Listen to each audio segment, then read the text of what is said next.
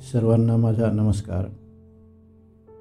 मित्रांनो, आज मी पुन्हा आपल्याला एक मराठी कथा वाचून दाखवणार आहे. या कथेचं शीर्षक आहे पाणी. एकदा एक माणूस वाळवंटात हरवला होता. त्याच्याकडे थोडंसं अन्न आणि पाणी होतं, पण ते लवकरच संपलं. गेले 2 दिवस तो पाण्याच्या एका थेंबासाठी तळमळत होता. त्याला आतून जाणवू लागलं होतं की जर काही तासात पाणी मिळालं नाही तर त्याचा मृत्यू निश्चित आहे. पण तरीही त्याच्यात आशा जिवंत होती आणि तो मनापासून पाण्याच्या शोधात होता. त्याने हार मानली नव्हती. त्याला विश्वास होता की कुठे ना कुठे पाणी मिळेलच. आणि मग त्याला एका झोपडीसारखी काहीतरी गोष्ट दिसली. सुरुवातीला त्याला आपल्या डोळ्यावर विश्वास बसला नाही. पूर्वीही त्याला मृगजळामुळे फसवणूक झाली होती, पण आता त्याच्याकडे विश्वास ठेवण्याशिवाय पर्याय नव्हता, कारण हीच त्याची शेवटची आशा होती. तो आपली शिल्लक ताकद एकवटून त्या झोपडीकडे चालू लागला. जसजसा तो जवळ गेला त्याची आशा वाढू लागली.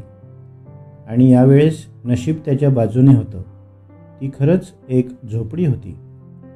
पण काय, झोपडी ओस पडलेली होती. असे वाटत होते की खूप वर्षापासून कोणीही इथे आलेले नव्हते. तरीही पाण्याच्या आशेने तो झोपडीमध्ये गेला. आत गेल्यावर त्याला आपल्या डोळ्यावर विश्वासच बसला नाही, कारण तिथे एक हँडपंप होता. पाण्याच्या प्रत्येक थेंबासाठी तळमळणाऱ्या त्या माणसात नवचैतन्य निर्माण झाले. तो जोरजोरात हँडपंप चालवू लागला, पण हँडपंप कोरडाच निघाला. तो निराश झाला. त्याला वाटलं आता आपला अंत जवळ आला आहे. तो थकून खाली कोसळला. तेवढ्यात त्याला झोपडीच्या छताला बांधलेली पाण्याची एक बाटली दिसली. कसंबसं करून तो त्या बाटलीजवळ गेला आणि ती उघडून प्यायला लागला. तेवढ्यात त्याला बाटलीवर चिकटवलेला एक कागद दिसला. त्यावर लिहिलं होतं, हे पाणी हँडपंप सुरू करण्यासाठी वापरा आणि नंतर बाटली पुन्हा भरून ठेवायला विसरू नका. ही फारच विचित्र परिस्थिती होती. त्या माणसाला कळत नव्हतं की तो पाणी प्यावं की त्या हँडपंपमध्ये ओतावं.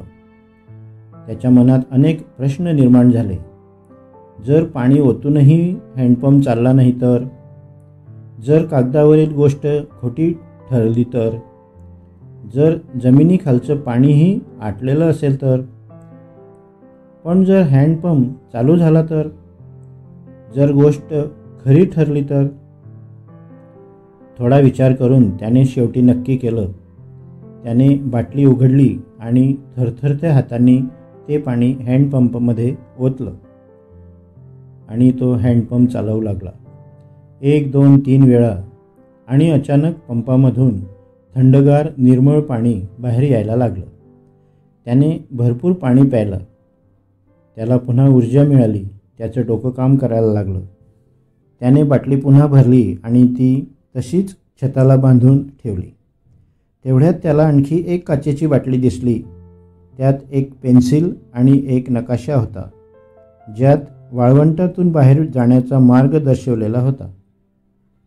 त्याने तो मार्ग लक्षात ठेवला आणि नकाशावाली बाटली पुन्हा तिथे ठेवली. नंतर त्याने आपल्या इतर बाटल्यांमध्ये पाणी भरलं आणि त्या झोपडीतून बाहेर पडला.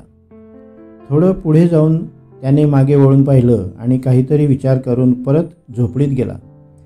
त्याने पाण्याच्या बाटलीवरच्या कागदावर लिहिलं, माझ्यावर विश्वास ठेवा, हा हँडपंप खरंच चालतो.